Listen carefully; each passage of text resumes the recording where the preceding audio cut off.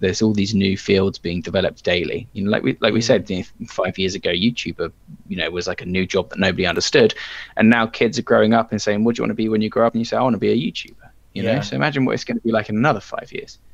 So we're at the cusp of like a revolution. If only we could just take hold of it. That's if that true. makes sense. Yeah. Yeah, that's really interesting. Have you heard, this is slightly off topic, but have you heard that Facebook changed their name to Meta? Yes, the parent company. Yeah, Yeah, I imagine that was mainly a marketing uh, trick to try and get a bit better brand perception, it could But be. there's this idea of they're evolving into this virtual workspace, Yeah, this virtual world where both socializing and work and play is all done through a singular platform, which is such a dangerous concept, first of it all. really is. Yeah. But also definitely the way the world's going to be going. Personally, I don't think virtual reality is going to take hold as much as augmented reality is going to take hold. This purely because, like from a logistical standpoint, right? Like people will say, yeah, we're going to get cybernetic arms and stuff like that, and it's going to be like cyberpunk, and it's going to be awesome. And the reality of it is, you'll buy your Apple cybernetic arm, and it won't interface with your Windows Yeah. PC, and the firmware will be broken, and you'll have to plug a USB in to update the firmware on your Yeah. robo hand, and all this crap, right? So like I think augmented reality is going to develop a lot faster and more sustainably than virtual reality or integrated tech or anything like this is going to.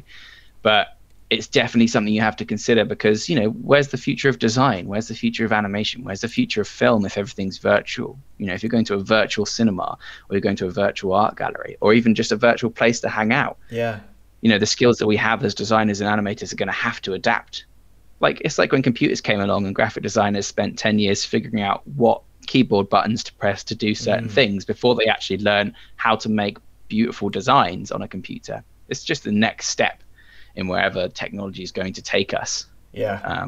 And you either are unfortunately going to adapt to it or you're not. But it's happened before, it'll happen again. Every time that somebody invents something new, the world changes and people get left behind, and some people get swept up in it. Yeah, it's super fascinating. I've always thought that, like, with virtual reality, I think with podcasts, it's going to be like people are actually going to join in on the conversation, even though it may be pre-recorded somehow. Well, this idea of interactivity is so key to the way people consume media these days. Even if you just look at Twitch and things like this, right? Even look at me on YouTube. I release a video and people comment below it, and I can respond to them, helping them out with their issues. That wasn't possible when we first started teaching. So now it's going to be I'll record a video and I can release it as a premiere, which is now a live stream video, and I can chat to people. It'll be like that, but in a virtual reality, and we'll all have avatars that we can interact with and just sort of engage on that more personal level. That's the way I see it going. Whether or not I'm going to be a fan of that by the time it happens, because I'll be a grumpy old man, I don't know. But who knows where the world will go. Do you have any thoughts on NFTs? I mean, I was actually kind of thinking about this because there are also like NFT animations. Yeah, I don't think I'm a fan of No? NFTs in general, if I'm perfectly honest. I mean, putting aside the environmental issues, because there's so many things killing the world, why are you going to highlight, one in particular? I think the very concept of an NFT aligns too much with the very concept of fine art, in my opinion. I.e., this idea of there is a closed network of incredibly rich people that determine what is and isn't art. So I'm a very rich man that owns a business, and I don't want to pay my taxes, so I'm going to commission an artist to make a painting for me, and I'll take that painting to my art review friend, and he'll say it's worth 6 million quid, and I go, oh, I'll donate that painting to a museum, and I can write off 6 million quid from my taxes. Now you're telling me that the guy that painted that painting and the guy that is on the street painting his paintings cared equally about their art, but one was better and one was worse. And this idea of NFTs, where you own the official copy of a digital thing, it's like, but you don't. You know, you're buying the certificate so that you can fund somebody's Bitcoin wallet so that they can avoid paying more taxes and. But that's not all of it. No, no, no. I'm a very cynical person when it comes to this kind of tech, though. I could be completely wrong, and if I am, and it blows up, and it becomes a legitimate way for artists to, you know, monetize and gain a livelihood from their artwork, then that's fantastic. I'm all for it.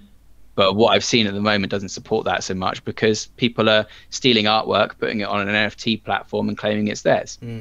That's true. So if you can't even stop that from happening, how can you say that there is a license that says this is the official version of this artwork? You can't even stop pirated artwork getting onto your platforms, you know? Like I said, I'm all for new ideas. I just like to see a little bit of experience before I dive in myself, you know? Yeah. I had a guy called The Stoned Being on the podcast who's a smaller NFT creator, and we talked a little bit about this copyright issue with NFTs, because what can you do like with about any emerging tech, there's going to be teething issues, right? Like, but from my point of view, like, I don't see how it can be solved. Like, you can't. No, I can that's post it. something. I can post something onto my Instagram and I own it, right? Well, I don't. First of all, Facebook owns it, or Meta now, I suppose, owns it.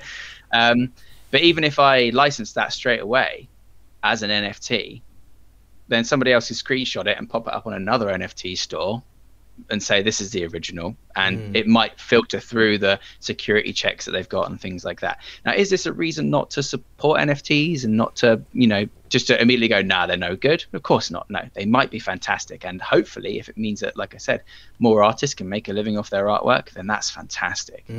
But myself personally, I'm not willing to get involved until some of these teething issues are worked out, and probably by the time that's happened, the boat will have sailed and I'll have missed it, you know. I personally think, but hey, are these people that can stay. keep up? Great for them. You know, you think they're here to stay? I think they're here to stay, because also with what we just talked about, virtual reality, I think NFTs are going to be, because they're not just art pieces. They're also, you know, you see them in video games as well. They're items in video games as well, and in virtual reality, there'll be the same as a hat that I have on my head right now. There'll be literal. It's all about social standing, right? You know, like you see a guy in Apex who's got a cool skin. You know, for him it was worth paying that money for a cool skin. Yeah. You know, and now it'll be, well, this is an NFT certified virtual reality hat that I'm wearing, like you say. And within certain circles and certain communities, that will mean enough to give it value, and that's totally fine, because everything is fake. Nothing has value. Yeah, you know, you think you go down to the shop and you buy a sandwich with your £5 note. Your £5 note doesn't have value. It only has value because you pretend it does. Yeah, that's true. So the concept of them, I'm all for. You know, I'm just too scared to get involved. Yeah, it is. There is a lot of risk involved in it for sure, especially all the different cryptocurrencies and stuff. It's confusing, and you gotta do Dogecoin and Upcoin and there's so much to it. It makes my brain hurt. Yeah, I mean, I'll be the first to admit that I am not particularly au fait in the world of NFTs and Bitcoin and things like that, and perhaps that's where my opinion stems from. You know, I'm not one to say that I know everything. I am ignorant on a lot of things, and that's fine. You know, you can't know everything all the time. But hey, if people can make a living off of it, and for most people it works, then great. You know, no system in the world is perfect. There's always going to be people that are going to game any system, like the fine art industry. You know, I don't think any of the artists in the fine art industry willingly participate in this tax evasion scheme that the hyper rich have, but the hyper rich take advantage of it in order to avoid their taxes. Does that mean people should stop making art? Of course not. You know, so it's one of these things, isn't it? Someone's always going to be able to take advantage, and if 90% of the time people can benefit from it, great. You know, it's a tricky world, man. The more the merrier.